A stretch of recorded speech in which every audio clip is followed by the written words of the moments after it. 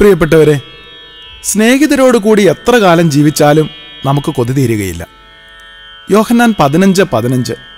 ഇനി ഞാൻ നിങ്ങളെ ദാസന്മാരെന്ന് വിളിക്കുകയില്ല, എന്നാൽ ഞാൻ നിങ്ങളെ സ്നേഹിതന്മാരെന്ന് വിളിച്ചു. അതെ, ദാസൻ എന്നതൊരു പദവിയും സ്നേഹിതൻ എന്നത് സമുന്നത പദവിയുമാണ്. മാനുഷികമായി പറഞ്ഞാൽ 33 വയസ്സുവരെ മാത്രം ജീവിച്ച ഒരു യുവാവ് ജീവിച്ച് കൊതി തീരാത്തവനാണ്. എൻ്റെ പെങ്ങളുടെ ഭർത്താവ് രോഗം മൂലം ദാമ്പത്യ ജീവിതത്തിൻ്റെ ആദ്യ വർഷങ്ങളിൽ തന്നെ മരിച്ചുപോയപ്പോൾ ഏറ്റവും ഇളയ പെങ്ങൾ ആശ്വസിപ്പിച്ചു. ഉടനെ വൈവിധ്യത്തിൻ്റെ ദുഃഖം ഉള്ളിലൊതുക്കി അവൾ പറഞ്ഞു, കണ്ട് കൊതി തീർന്നില്ലടി എന്ന്. അതെ, ജീവിച്ചു മതി വരാത്തവന്, കണ്ട് കൊതി തീരാത്തവന്, ഉപേക്ഷിച്ചു പോകാൻ ഇഷ്ടമില്ലാതിരുന്നതുകൊണ്ട് അവൻ മഹാബലി സ്ഥാപിച്ചുകൊണ്ട് ഇന്നും നമ്മോടുകൂടി ആയിരിക്കുന്നു. തൻ്റെ ശരീരവും രക്തവും തന്നെ തന്നെ നമുക്ക് തന്നുകൊണ്ടിരിക്കുന്നു.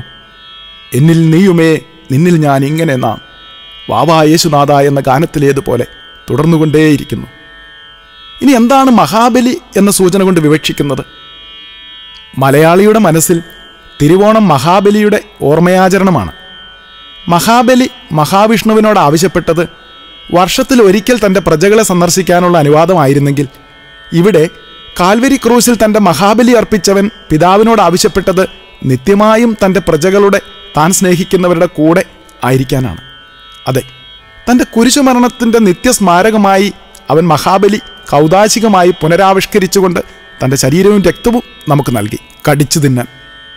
എപ്പോഴാണ് കടിച്ചു തിന്നുക എന്ന പ്രയോഗം നാം ഉപയോഗിക്കുന്നത്? ഒരിക്കൽ ഓമനത്തും തുളുമ്പുന്ന ഒരു കുഞ്ഞു മുറ്റത്തുകൂടി ഓടിക്കളിക്കുകയായിരുന്നു. അവൻ്റെ കൊച്ചു കുസൃതിത്തരങ്ങൾ കണ്ട് രസിച്ച അമ്മയുടെ ഉള്ളിൽ നിന്നും പെട്ടെന്നൊരു വാക്കുയർന്നു വന്നു, പൊന്നു മോനെ, ഞാൻ നിന്നെ കടിച്ചു തിന്നട്ടേടാ എന്ന്. അത് കേട്ട പെട്ടെന്ന് ഞാൻ ചിന്തിച്ചു, നിഷ്കളങ്ക സ്നേഹത്തിൻ്റെ മൂർധന്യത്തിലാണ് ഒരാളെ കടിച്ചു തിന്നാനുള്ള സ്നേഹം എന്ന് നാം പറയുക. അതെ, വിശുദ്ധ കുർബാനയിലൂടെ അവൻ നമ്മെ കടിച്ചു തിന്നുന്ന സ്നേഹമാണ് പ്രകടിപ്പിക്കുന്നത്, നാം അവനെയും. ഇതിനെക്കുറിച്ച് പാഥേയം എന്ന എപ്പിസോഡിൽ കൂടുതൽ ധ്യാനിക്കാം. ഇനി നാലാമതായി, മരിച്ച വ്യക്തിക്ക് ബാക്കി ഉണ്ടാവുക അയാളുടെ ആത്മാവാണ്. ഈശോ അതും നമുക്ക് തന്നോ? തന്നു. ഒരിക്കൽ രോഗബാധിതനായ ഒരു കുടുംബനാഥനെ സന്ദർശിക്കാൻ പോയി. മധ്യവയസ്കനും ക്യാൻസർ രോഗിയുമായ ആ മനുഷ്യൻ തൻ്റെ ഉത്തരവാദിത്തം മുഴുവൻ ചെയ്തു തീർക്കാൻ പറ്റാത്തതിൽ ഉള്ളിൽ വേദനിക്കുന്നുണ്ടായിരുന്നു. അത് അയാളുടെ വാക്കുകളിൽ നിന്നും എനിക്ക് മനസ്സിലായി. സംസാരമധ്യേ അയാൾ പറഞ്ഞു, എനിക്കൊരു കൊച്ചുമോളും കൂടിയുണ്ട് കെട്ടിക്കാൻ. കണ്ണടയ്ക്കുന്നതിന് മുൻപ് അവളെ കൂടി ആരെയെങ്കിലും കൈപിടിച്ചേൽപ്പിച്ചിട്ട് വേണം മരിക്കാൻ. ഞാൻ പോയാൽ ഇവളുടെ കാര്യം. ബാക്കി ഒരു ദീർഘനിശ്വാസത്തിൽ ഒതുങ്ങി. ഒരു പിതാവിൻ്റെ തപിക്കുന്ന ഹൃദയത്തിൽ നിന്ന് ഉയർക്കൊണ്ട വാക്കുകൾ. ഞാൻ നിങ്ങളെ അനാഥരായി വിടുകയില്ല എന്ന് പറഞ്ഞവന് നമ്മെ അനാഥമാക്കിയിട്ട് പോകാനാവില്ലായിരുന്നു. ആരുടെയെങ്കിലുമല്ല, ഉറപ്പുള്ളവൻ്റെ കയ്യിൽ സുരക്ഷിതമായി ഏൽപ്പിച്ചിട്ട് വേണം കടന്നു പോകാൻ. അതുകൊണ്ട് അവൻ ശിഷ്യന്മാരോട് പറഞ്ഞു, നടപടി 1:4, നിങ്ങൾ ജെറുസലേം വിട്ട് പോകരുത്, എന്നിൽ നിന്ന് ലഭിച്ച പിതാവിൻ്റെ വാഗ്ദാനം കാത്തിരിക്കുവിൻ.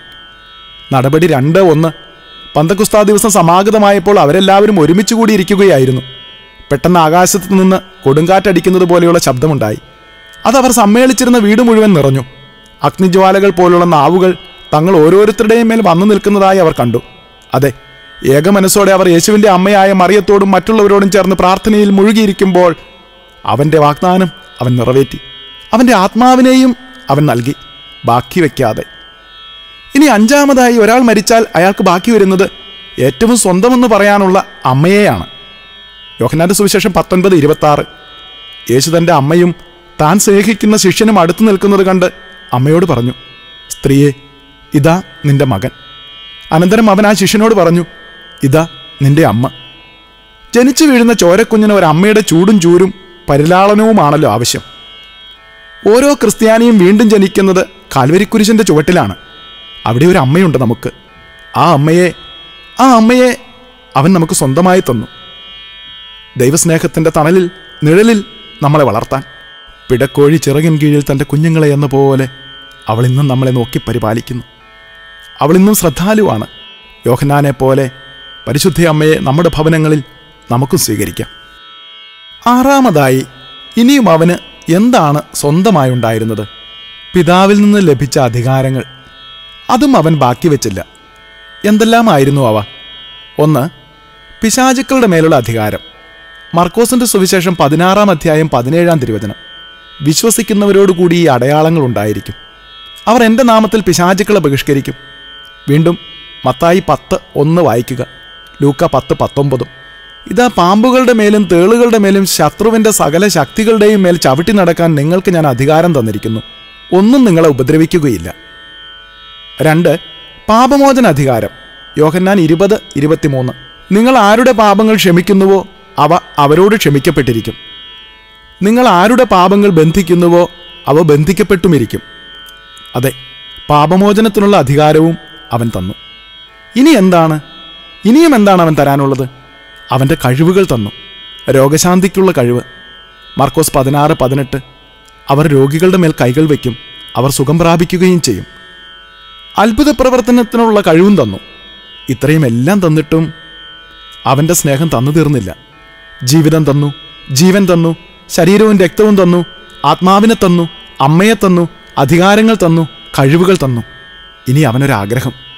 അവനായിരിക്കുന്നിടത്ത് നമ്മളുമായിരിക്കണം. ഓ ദൈവമേ, നല്ല മക്കൾ വിദേശത്തും മറ്റും ജോലിക്ക് പോയാൽ അവരുടെ ആഗ്രഹം തങ്ങൾക്ക് വേണ്ടി ചോര നീരാക്കിയ മാതാപിതാക്കളെ ഇവിടെ കൊണ്ടുവരണം. ഈ സുഖവും സൗകര്യവുമൊക്കെ അവരും അനുഭവിക്കണം.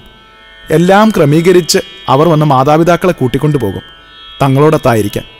യോഹന്നാൻ 14:1-3. നിങ്ങളുടെ ഹൃദയം അസ്വസ്ഥമാകേണ്ട, ദൈവത്തിൽ വിശ്വസിക്കുവിൻ, എന്നിലും വിശ്വസിക്കുവിൻ. എൻ്റെ പിതാവിൻ്റെ ഭവനത്തിൽ അനേകം വാസസ്ഥലങ്ങളുണ്ട്. ഇല്ലായിരുന്നെങ്കിൽ നിങ്ങൾക്ക് സ്ഥലമൊരുക്കാൻ പോകുന്നു എന്ന് ഞാൻ പറയുമായിരുന്നില്ല. ഞാൻ പോയി നിങ്ങൾക്ക് സ്ഥലമൊരുക്കി കഴിയുമ്പോൾ ഞാൻ ആയിരിക്കുന്നിടത്ത് നിങ്ങളും ആയിരിക്കേണ്ടതിന് ഞാൻ വീണ്ടും വന്ന് നിങ്ങളെ കൂട്ടിക്കൊണ്ടുപോകും. ഇനി അവന് നമ്മോടുള്ള സ്നേഹത്തെ പ്രതി ചെയ്യാൻ കഴിയുന്നത് അവനായിരിക്കുന്നിടത്തേക്ക് നമ്മളെ കൂട്ടിക്കൊണ്ടു പോവുക എന്നത് മാത്രമാണ്. അതും അവൻ ചെയ്തു. അതേ പ്രിയപ്പെട്ടവരെ, അതും അവൻ വാഗ്ദാനം ചെയ്തു കഴിഞ്ഞു.